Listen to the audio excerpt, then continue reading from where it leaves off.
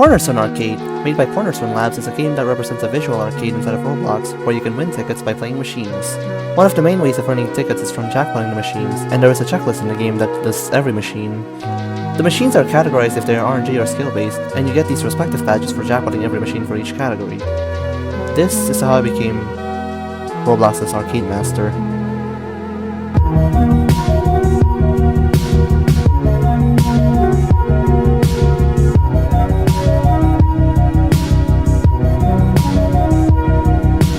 Before the video starts, I must state the difference between the Arcade Master and the Arcade Champion. The Arcade Champion requires every regular jackpot, which includes both the RNG and skill machines. In contrast, the Arcade Master requires only the skill machines. The reason why I chose to only do the Arcade Master is because of 3 machines that require you to roll an absurdly low percentage to jackpot the machine. This video will go over the highlights of my journey during this, mainly pointing out some machines that I find noteworthy enough being mentioned in this video.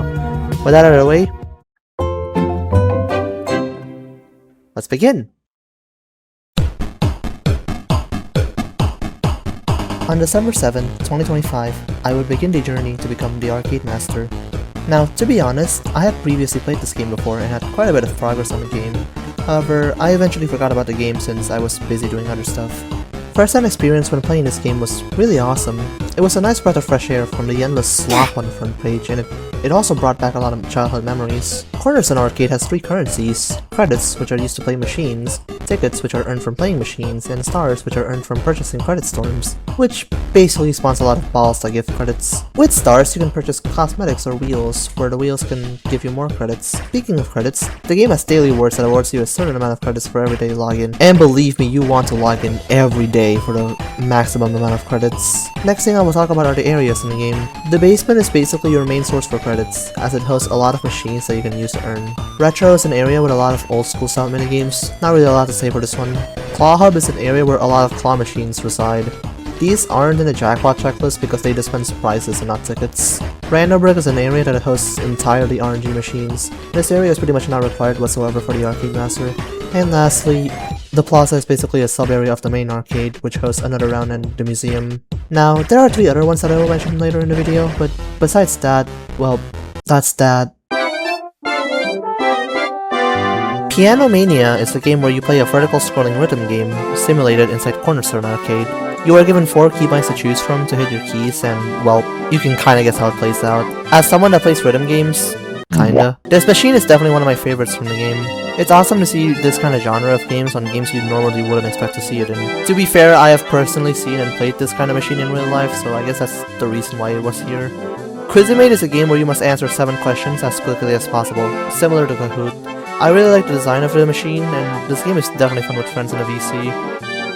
Oh, I am dead! Game of chess which side is Eco dead. No. Why is it in sports? Cloud Hop is a game where you must alternate between short jumps and long jumps. Short jumps only boost you up about 1 block, however, long jumps boost you up by 2. This machine also has a credit counterpart. Card Cluster is similar to Uno, only this time you have to match cards under a time limit. This machine again has a credit counterpart, which specifically this machine is my favorite for grinding credits since you are given so much for just normal play on top of the jackpot you receive after reaching the jackpot amount. Magic Spell is Hangman. You are given 8 categories to choose from, granted the one you get is basically random, and you are meant to guess which letter the word contains. I chose to highlight this one mainly because I rolled an insanely low chance during one of my recordings for background footage, which I probably can't show here without censoring. Oh, that's so niche.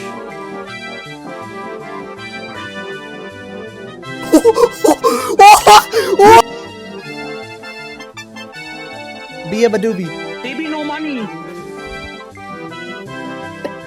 That's awkward. Alright, let's go animals. Please go rhino. Mermaid! Aquamarine is a game where you must drop 50 balls into 4 spinning tubes under a time limit. This game was one of the few games where I actually had the opportunity to play in a real arcade. Micro Squared is a game where you must play 16 different micro games and reach a certain score to win the jackpot. The more microgames you have available, the more score you get. This game is directly inspired off of WarioWare, which is awesome to see. Another thing that's interesting about this minigame is that there are harder versions of it available from different lounges. Task Grid is a game where you must multitask 6 different minigames at once. As you may know, I am a big fan of multitask challenges, and this one was really cool to beat. 20 Calculations is a game where you must answer 20 math questions under a certain time limit. This one is heavily reminiscent of Dr. Kawashima's Brain Training, or Brain Age, which I've had a lot of memories on as a kid. Let's Fighter is a game where you play a simulation of a fighting game, in which you must time when you click to deal the most amount of damage. This is my favorite machine in the entire arcade. I love the character and sound design of this minigame so much, and to be fair, the gameplay could be a little bit more varied, however, I feel like it already does way more than some other machines in this arcade. And that's all I really want to talk about for the minigames.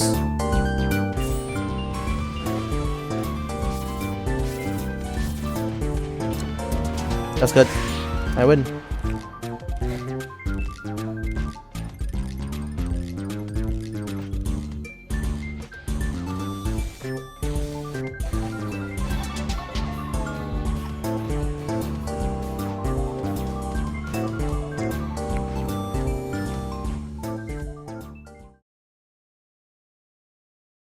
On December 12, 2025, I would unlock the Silver Lounge.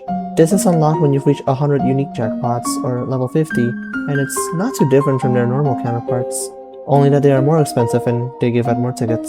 I will inform you that unique jackpots account for both RNG and skill-based machines. On December 17, 2025, I would unlock the Elite Lounge, which is unlocked by reaching 200 unique jackpots, or level 100. Again, it's not too different from their regular counterparts, except for a few exceptions here and there, with the most notable one being Micro Squared Extreme. Instead of 16 different microgames, this time you must deal with 25 of them. This does result in you gaining more score, however, the score threshold for jackpotting is also raised alongside it. By this point, I was 23 skill-based minigames away from 205. And so I grinded.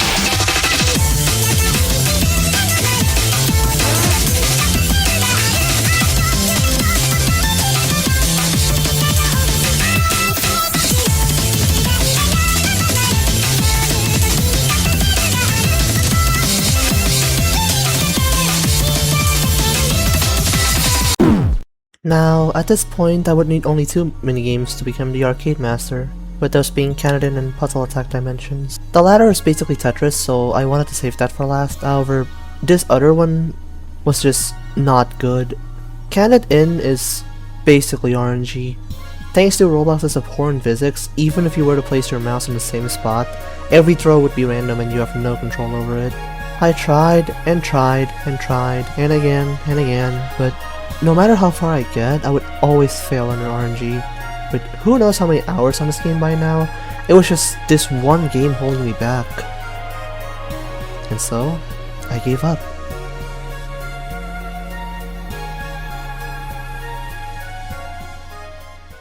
Until... You're good.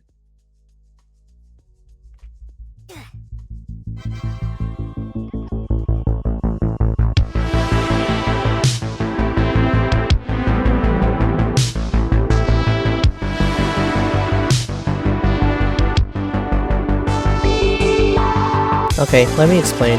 What I got was a bug since it was not intended for me to get the Arcade Master. However, for whatever reason, hardcore wins counted for the badge as an alternative, and this wasn't really intentional. And another thing I would like to mention is that Canada was going to get removed. So this meant I had basically cleared every skill-based minigame up to this point. Well, there was only one thing left to do now.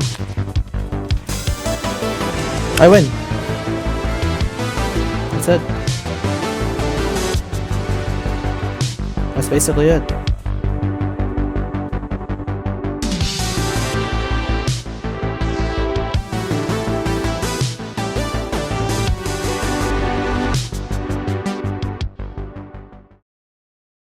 And so that's it. I've became Roblox's arcade master. Surely there won't be any harder things, right? Oh my god. The Hardcore Lounge is unlocked by obtaining 250 unique jackpots, or level 150. It hosts some of the hardest machines the game has to offer, so hard in fact that they are separate from the main checklist. I have made quite a bit of progress already, however, some of these minigames are extremely brutal to complete, with some wins being pinned in the official server just for how difficult it is. As of today, no one has completed the hardcore checklist, leaving this batch unverified.